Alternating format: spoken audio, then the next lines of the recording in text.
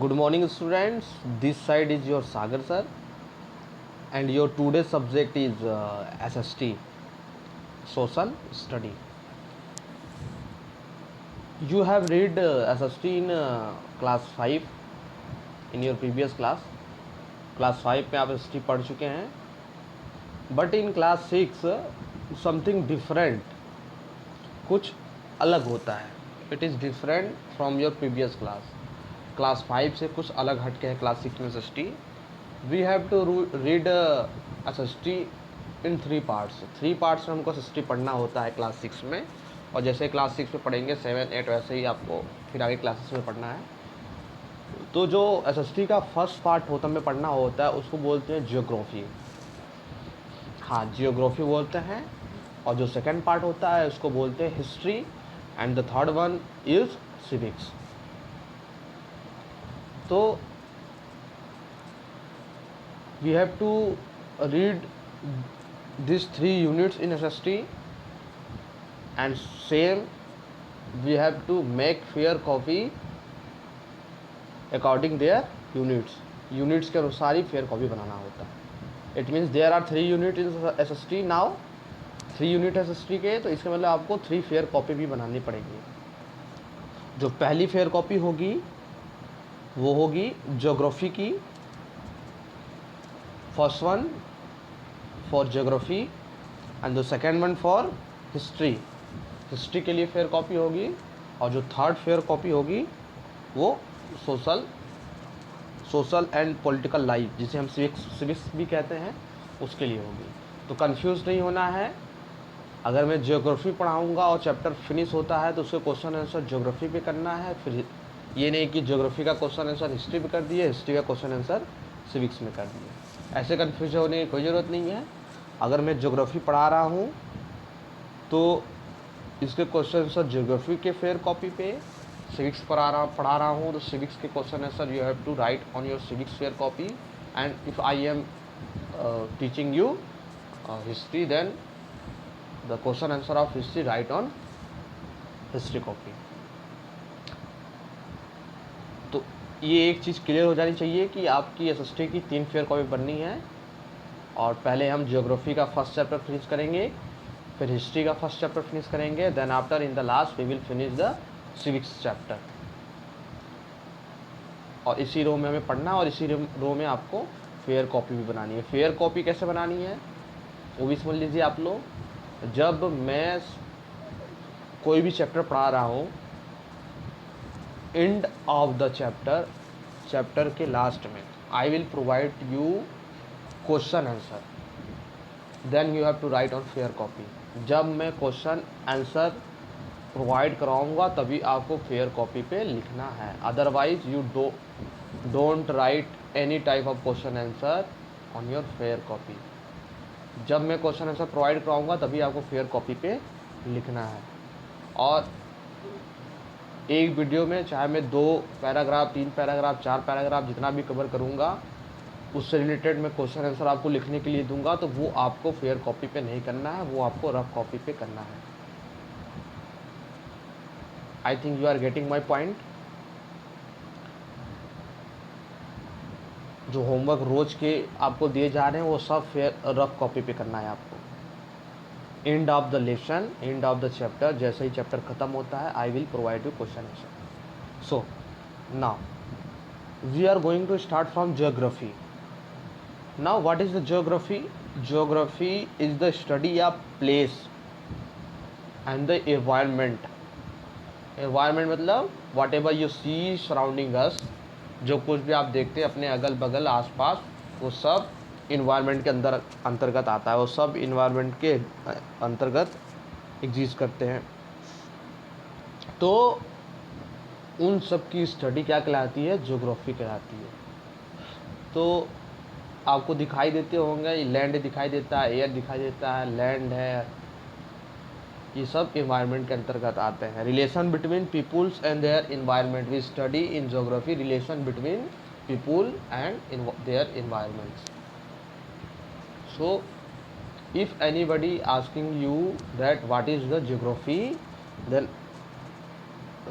Answer him, geography is study of places and the relation between people and their environment.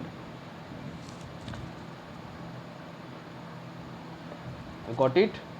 ना हो तो आप कहीं नोट कर लें और उसको लर्न करें। Geography is the study of place and the relationship between people and their environment. चलिए, now we are going to start from first chapter. Geography का फर्स्ट चैप्टर है।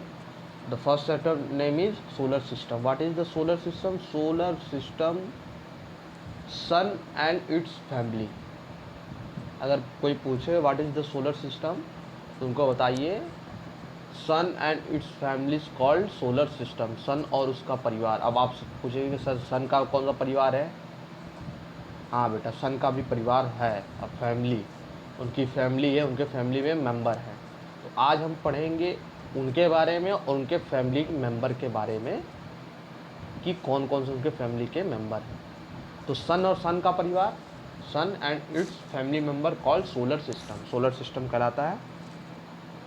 So start from here. Our motherland the earth is celestial body and member of the family of the sun। our Motherland, हमारी मातृभूमि क्या है? अर्थ है, जहाँ हम रहते हैं अर्थ है। और अर्थ भी क्या है? The member of family of the sun. और ये सन का की फैमिली की मेंबर भी है, मतलब हमारी पृथ्वी भी सन फैमिली की क्या है? मेंबर है। जैसे आप घर में अपनी फैमिली के मेंबर है, उसी तरह हमारी पृथ्वी भी सन फैमिली की मेंबर है।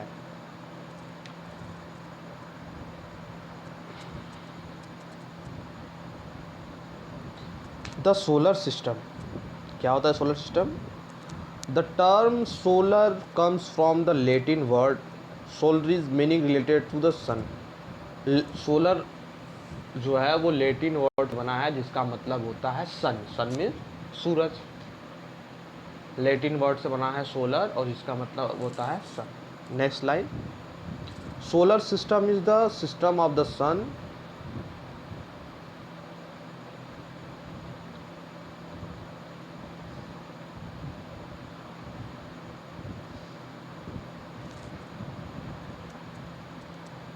पढ़ते पढ़ते कहाँ आ गए हम लोग?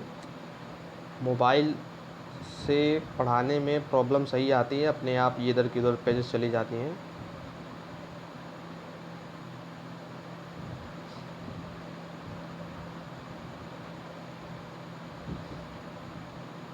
स्टार्ट करते हैं फिर से यहाँ से। Solar system is the system of the sun that include the sun and its family.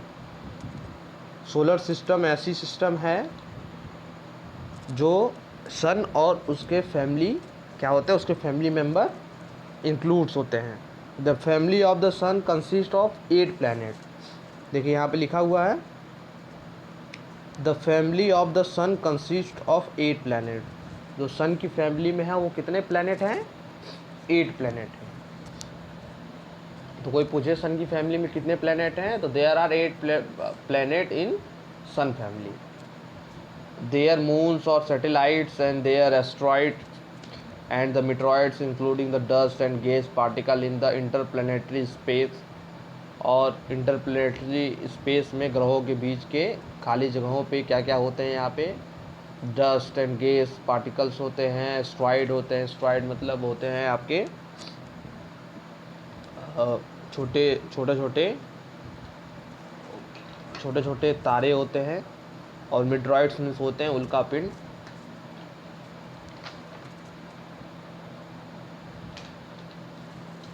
तो ये सब सोलर सिस्टम में होते हैं। ये सब सोलर सिस्टम में क्या है बेटा? पार्ट है। तो जो प्लैनेट हैं वो है आपके 8। हाँ, you can say that there are 8 member in family, sun of family. Now start, हम लोग स्टार्ट करते हैं सन से।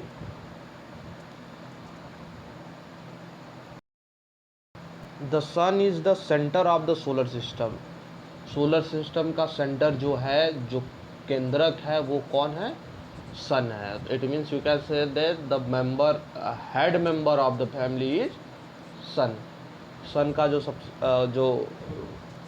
सोलर सिस्टम का जो हेड है वो कौन है, वो सन है. It is the biggest member of the family. Biggest member या head member, you can say that, both you can say that. It is about it is about 13 lakh times bigger than our earth. 13 lakh times bigger. अर्थ से 13 लाख गुना बड़ा है. Now you can imagine that 13 lakh गुना बड़ा जो है वो sir वो कितना बड़ा होगा. All the planet revolves around the sun. revolves घूमते हैं. all planet, सारे planet सूरज के revolves, सूरज के इधर उधर घूमते हैं, सूरज का चक्कर लगाते हैं सारे planets. it is made of extremely hot gases and source of all energy, heat and light for the entire solar system. without this energy the earth would be cold and lifeless. without this energy, इस energy के बिना, कौन सी energy के बिना, सूरज के energy के बिना, the earth would be cold, जो पृथ्वी है वो ठंडी हो जाएगी, एंड बी लाइफलेस, और लाइफलेस हो जाएगी. लाइफलेस मतलब यहाँ पे जीवन नहीं रहेगा, जीवन खत्म हो जाएगा. तो without energy of sun earth would be cold and lifeless. Only earth get only a part of the energy. It is the sun which sustain all life. The ancient people regard the sun as a god. Ancient peoples, पहले के लोग सन को एक God की तरह मानते थे, भगवान की तरह मानते हैं. आज के भी लोग भगवान की तरह भी मानते हैं. हिंदू धर्म में लोग पूजा करते हैं सूरज भगवान की. The sun is about 150 million kilometers extremely by 14 crore 75 lakh 97,000 kilometre away from the earth. Earth से इतनी दूरी पे है. ये इम्पोर्टेंट क्वेश्चन है, ये आते हैं कंपटीशन के एग्ज़ाम में कि अर्थ, सूरज अर्थ से कितनी दूरी पर है. तो ये रहा 14 crore 75 lakh 97,000 kilometer away from the earth.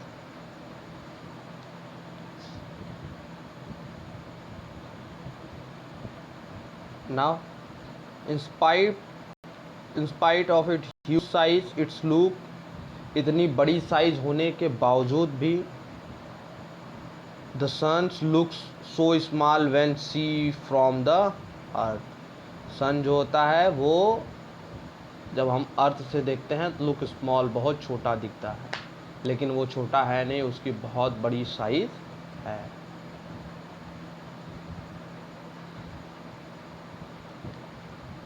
Small when see the earth because of the vast distance from the earth.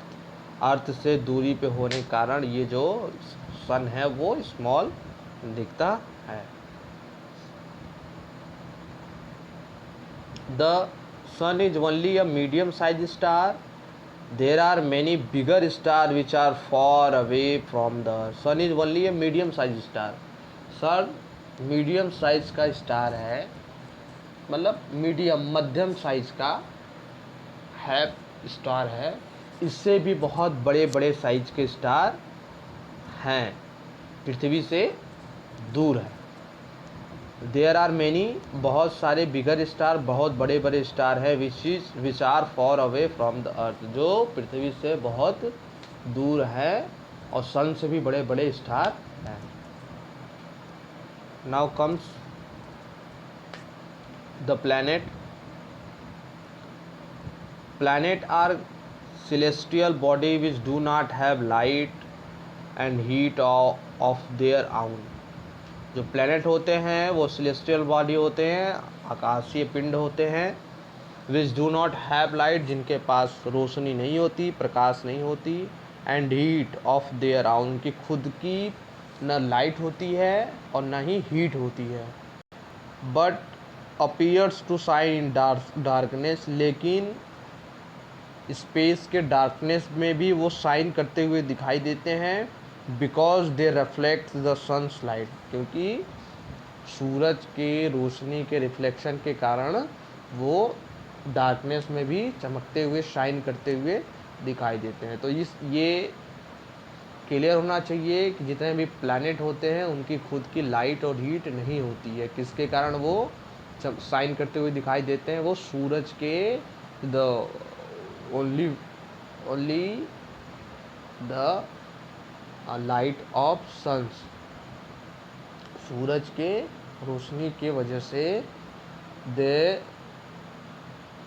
Shines और इन डार्कनेस, वो डार्कनेस में भी शाइन करते हुए दिखाई देते हैं।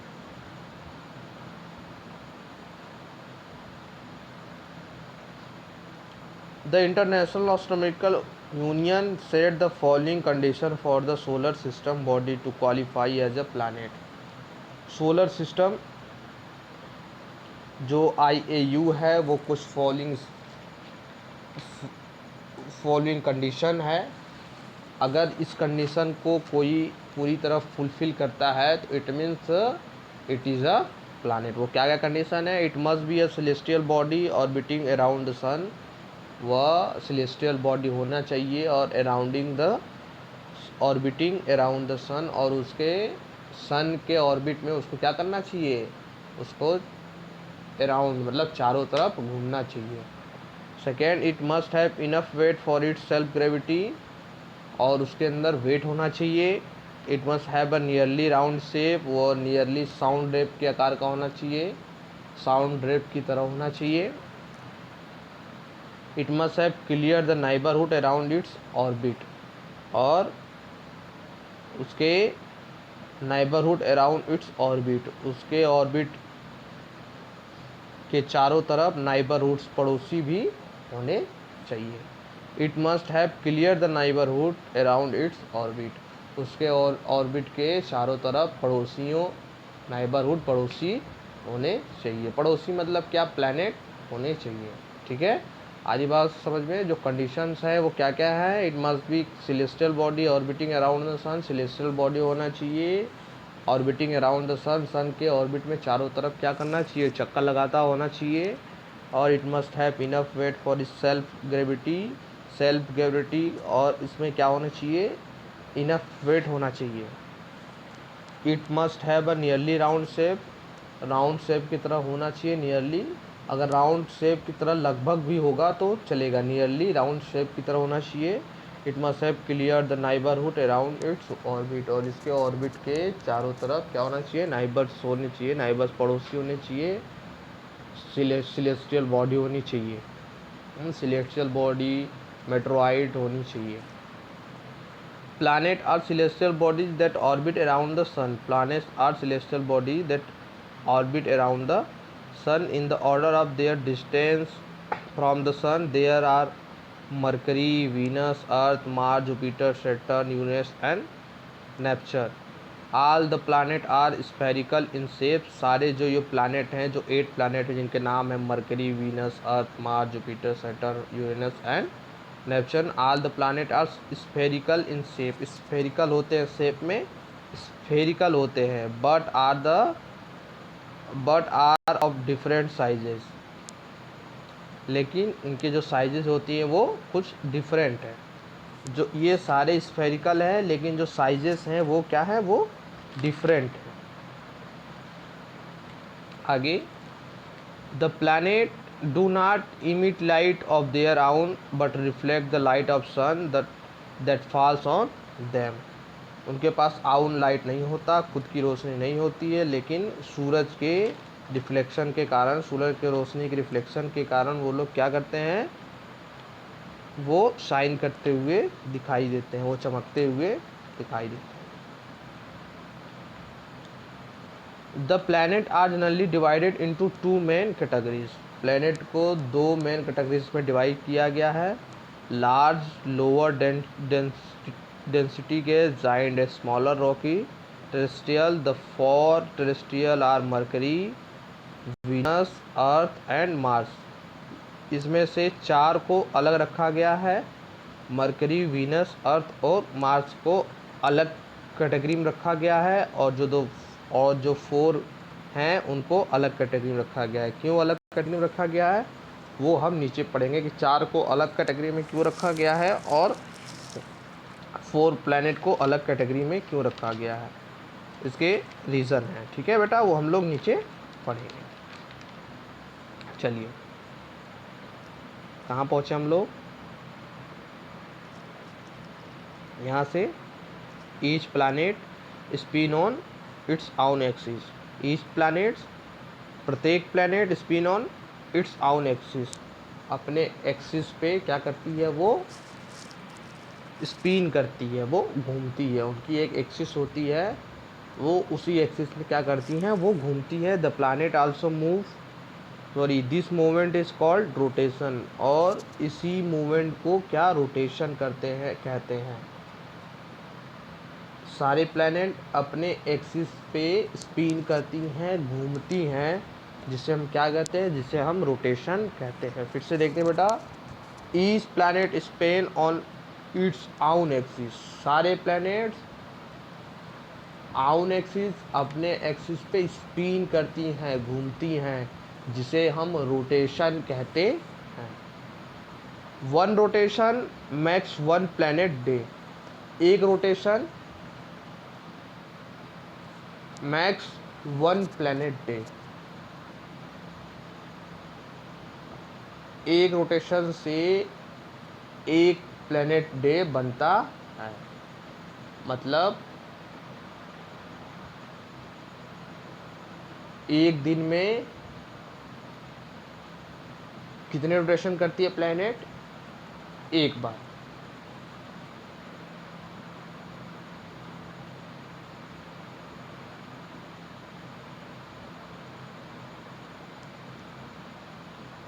The planet also move around the sun along an elliptical course which is known as the orbit.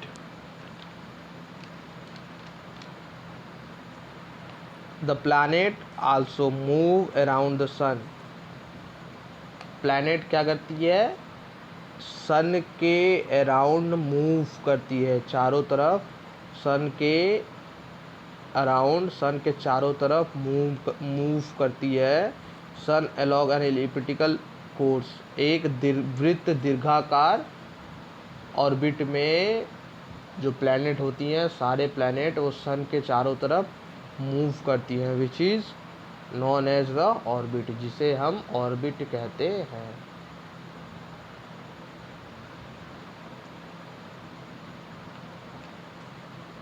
फिर से देखिए ऑर्बिट क्या होता है।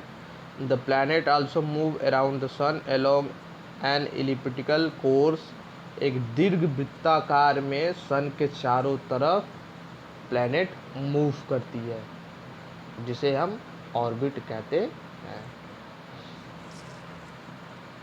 One complete movement around the sun is called a revolution और अ प्लैनेट ईयर। एक complete movement sun के चारों तरफ, एक कंप्लीट मूवमेंट मतलब कंप्लीट मूवमेंट मीन्स जब वो अपना मूवमेंट पूरा कंप्लीट करती है, एक सिरे से चलती है और दूसरे वहीं पुनः उसी सिरे पे पहुंचती है, तो उसको एक सिरा कंप्लीट करना कहेंगे बेटा। यहाँ से चली, suppose that here is a sun, हाँ, और ये मूव कर रही है, यहाँ से कोई प्लेनेट चलती है मूव करते हुए, और ये यहाँ पहुँच जाती है, तो इसको कहेंगे one complete movement around the sun. Sun के चारों तरफ एक complete movement is called a revolution. एक रिवोल्यूशन, एक चक्कर, आर प्लेनेट ईयर कहलाती है, ग्रह वर्ष कहलाती है, प्लेनेट ईयर कहलाती है। क्या प्लेनेट ईयर कहलाती है? सन के चारों तरफ एक चक्कर, ये है सन, हम्म? और इसके चारों तरफ एक चक्कर प्लैनेट ईयर या रिवॉल्यूशन कहलाती है। चलिए आज के लिए इतना ही रखते हैं हम लोग। We will meet in next video. फिर चला गया ये।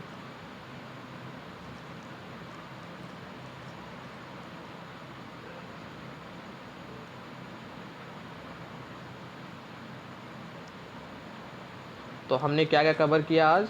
हमने कवर किया सोलर सिस्टम क्या होता है, हमने सन के बारे में पढ़ा, सन पृथ्वी से कितने किलोमीटर दूरी पे है, हमने प्लैनेट के बारे में पढ़ा कि वो कौन से कंडीशन हैं जिनको फुलफ़िल करने के बाद वो उसको प्लैनेट के कैटेगरी में रखेंगे।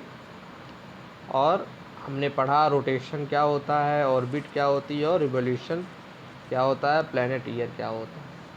यही सब क्वेश्चन मैं होमवर्क के लिए दूंगा, तो आप इसको अच्छे से प्रिपेयर कर लीजिए, पहले से ही रफ कॉपी पे लिख लीजिए, ताकि क्वेश्चन जैसे ही मैं दूं आप उसको अच्छे से लिख सकें। ठीक बेटा, हैव अ गुड डे।